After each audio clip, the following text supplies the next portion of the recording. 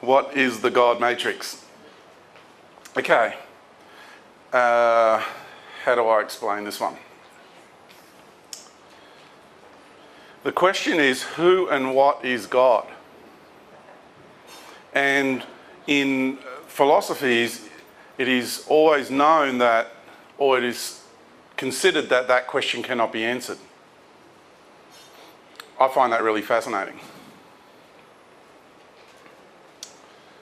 Why you can't answer that question.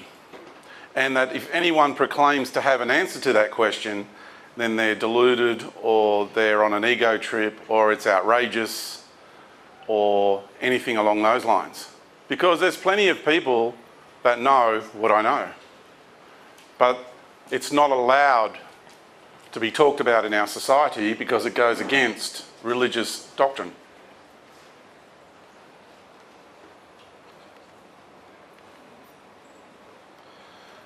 In a hierarchical model, when in 2003 I reintegrated with my soul. Now my soul is a part of me that is one with the natural creator of this universe.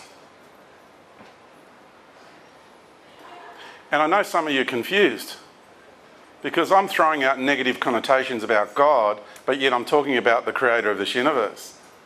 Well, here's the answer. There's the natural creator of this universe, and then there's the God of religions. Now, once you understand that they are two distinct, different things, and you're able to identify the energy between them, it's all over. Because the moment you connect with the natural creator of this universe, you then naturally connect with your infinite nature beyond this universe. And when you connect with the natural infinite nature of your being beyond this universe, you then remember and realize that you're infinite.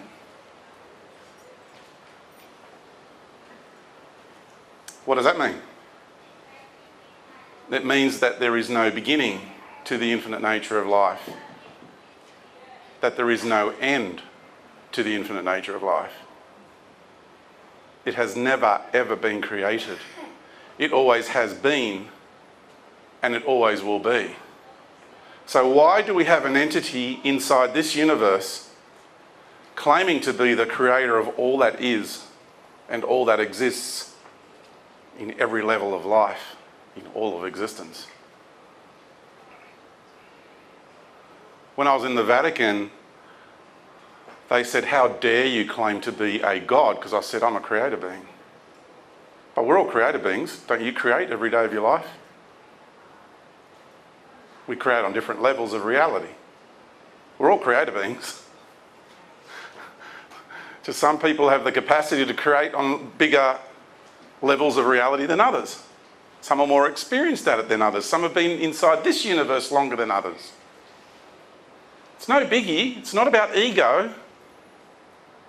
Yeah? It's like when you walk down a path, you don't all walk abreast all at the same time, do you? We're all meandering down the path of life, and there are some of us who have been in this universe longer than others have. And I'd like to think that the people that are in first grade of university aren't going to be all uppity and jealous of all the people that are graduating. Do you get where I'm coming from? This cosmopolitical campaign is headed by an entity known as God. God is the deity of the priests. The priest told you, it's like, the question to ask is, where do those three letters come from in that sequence? Who told you that you must attribute the power of your creative process and the power of creation to those three letters in that sequence? Who told you that? The priests did. The priests told you that.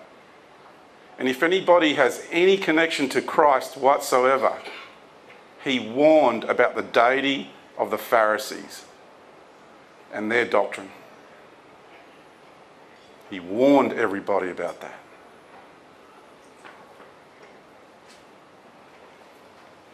Hi. So did Buddha. So did the real Horus, not the religious Horus. Just like you've got the original Buddha, then you've got the religious Buddha.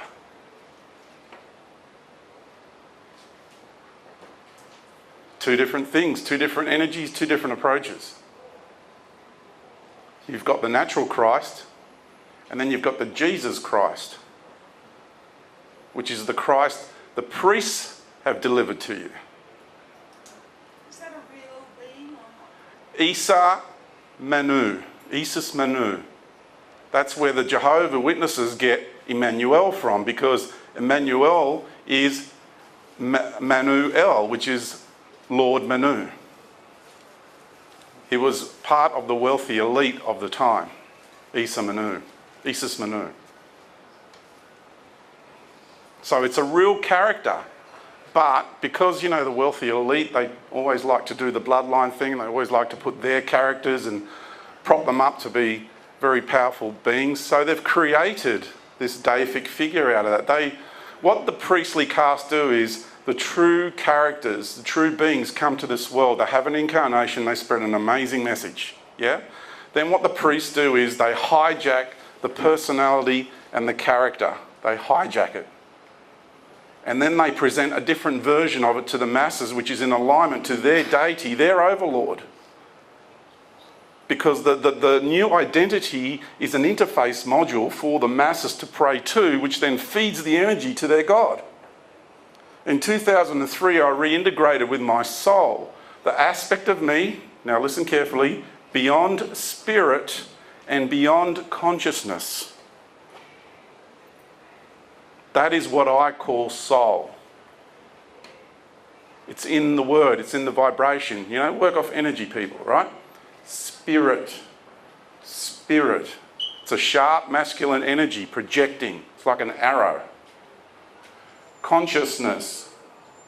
It's mind energy. It's a wave form of mind energy. It's the mind energy of the universe. Soul.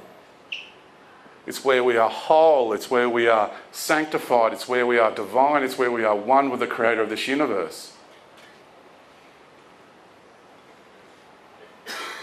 And when I became one with the creator of the universe, I got to embody the universe, be the universe, because that's what the creator does.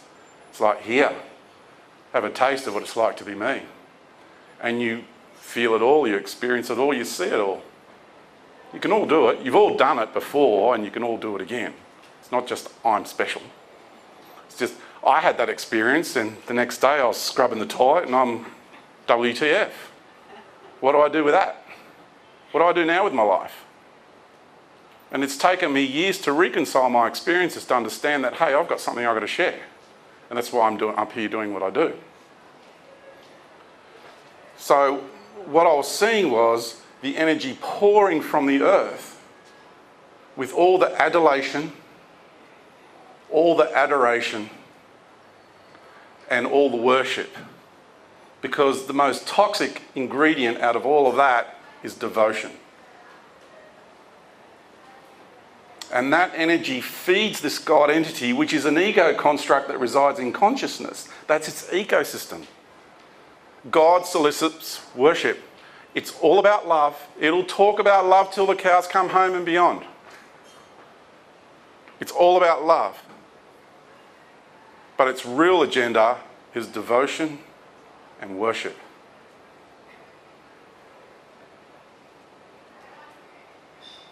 So the natural creator of the universe does not judge, does not operate like that.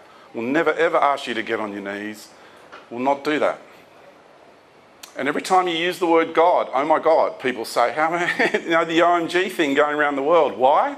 And why is that being promoted? Because every time you say it at a critical moment in juncture in your life, you're attributing your creative process in that moment to that entity. And it's ka-ching. And then you do it, and it's ka-ching, and then you do it, ka-ching. So you imagine 7 billion people doing it at different times. There's a continuous flow of energy going to that entity. It's one of the greatest economic collectives ever designed. This is the truth about who and what God is. And it's shocking to a lot of people. But you have been sold a story for thousands of years. My heritage, my genetics go back to the priestly kings of the Byzantine era. I've had a life as a monk as well in a previous life. So my genetics, all of our genetics, been marinating in this shit for millennia. It's hardwired in your system to pray to God, to believe in God, to attribute the power of creation to God. Everything's about God. God willing, it's God's will, everything's about God. And in the Vatican, they say to me, how dare you claim to be a God? Well, in my journey in this universe, I've already been a God. I've had a go at that. Everybody has a go at it. If you haven't had a go at it, it's waiting for you. It's a pretty awesome ride, really. It's a big power trip. It's the biggest ego trip you'll ever have in your life. And I said, oh, I'm not claiming to be a God. I've been a God. I don't want to be a God. I'm done. I'm in the process of exiting this multi-dimensional grand cosmic arena. I'm going home. I've already integrated with my soul. I've already integrated with my infinite nature. I've already integrated with the true creator of this universe, not your God. And I said to them, your God, I just want to make one thing absolutely clear. Your God is not my maker. Your God is not my maker. Now, your God can claim anything it likes, but it's not my maker because I'm infinite. And my beingness in here, not my human incarnation, my beingness in here, I'm infinite. I've never been created. And for one being to claim to be the creator of all that is and all that exists in the infinite nature of life, one being claiming all of that, now that is the greatest egoic insanity this universe has ever seen. And I said that to them. Because this is what we're dealing with. And it's shocking to people. And I mean no disrespect. But I'm getting attacked right now by that energy, so that's why I'm intense too, because I've got to put out a bit more oomph so I can stand strong. You need to understand multidimensionality, how it works, right? There's a bit going on in this room. But for you to understand that you are truly sovereign and infinite beings, and that what God has done is created its own version of love and its own version of light. It's a very powerful creator being. You know, everyone talks about, oh, God's with a small g and then God with a big G. Yeah, because that God is the head of the empire. Out of all the other gods, it's the God that's risen to the top of the power structure. And it's the God of gods. Sound familiar?